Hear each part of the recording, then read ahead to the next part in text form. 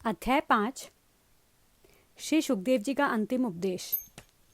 श्री सुखदेव जी कहते हैं, प्रिय परीक्षित, इस श्रीमद् भागवत महापुराण में बार बार और सर्वत्र विश्वात्मा भगवान श्री हरि का ही संकीर्तन हुआ है। ब्रह्मा और रुद्र भी श्री हरि से पृथक नहीं है, उन्हीं की प्रसाद लीला और क्रोध लीला की अभिव्यक्ति हैं।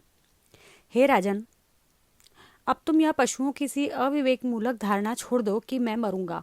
जैसे शरीर पहले नहीं था और अब पैदा हुआ और फिर नष्ट हो जाएगा, वैसे ही तुम भी पहले नहीं थे, तुम्हारा जन्म हुआ, तुम मर जाओगे, यह बात नहीं है।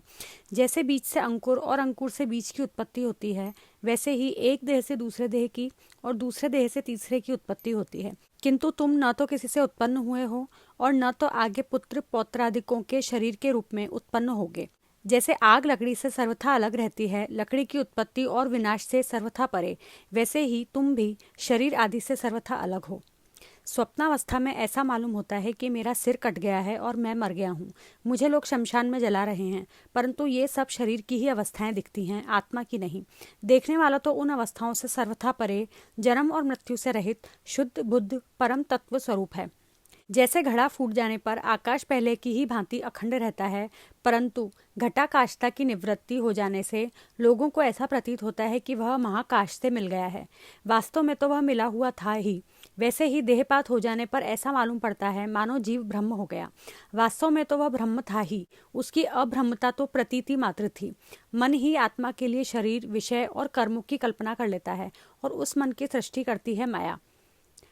वास्तव में माया ही जीव के संसार चक्र में पड़ने का कारण है। जब तक तेल रखने का पात्र, बत्ती और आग का संयोग रहता है, तभी तक दीपक में दीपक पना है। वैसे ही उनके ही समान जब तक आत्मा का कर्म, मन, शरीर और इनमें रहने वाले चैतन्याध्यास के साथ संबंध रहता है, तभी तक उसे जन्म मृत्यु के चक्र संसार में भटकना पड़ता है और रजोगुण, सत्वगुण और तमोगुण की वृत्तियों से उसे उत्पन्न, स्थित एवं विनष्ट होना पड़ता है। परंतु जैसे दीपक के बुझ जाने से तत्व रूप तेज का विनाश नहीं होता, वैसे ही संसार का नाश होने पर भी स्वयं प्रकाश आत्मा का नाश नहीं होता, क्योंकि वह कार्य और कारण, व्यक्त और अव्यक्त सबसे परे है। वह आकाश के समान सबका आधार है, नित्य और निश्चल है, वह अनंत है। सचमुच आत्मा की उपमा आत्मा ही है। हे राजन, तुम अपने विशुद्ध एवं विवेकवती बुद्धि को परमात्मा के चिंतन से भरपूर कर लो और स्वयं ही अपने अंतर में स्थित परमात्मा का साक्षात्कार करो। देखो, तुम मृत्युओं की भी मृत्यु हो, तुम स्वयं ईश्वर हो। ब्राह्मण के श्राप से प्रेरित तक्षक तुम्हें भस्म न कर सकेगा।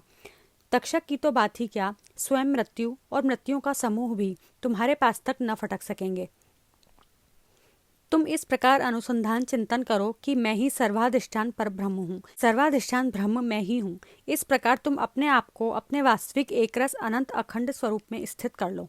उस समय अपनी विशैली जीभ लपलपाता हुआ, अपने होठों के कोने चाटता हुआ तक्षक आए और अपने विषपूर्ण मुखों से तुम्हारे पैरों में डस ले।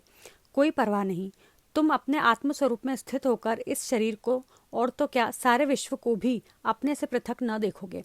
आत्मस्वरूप बेटा परीक्षित,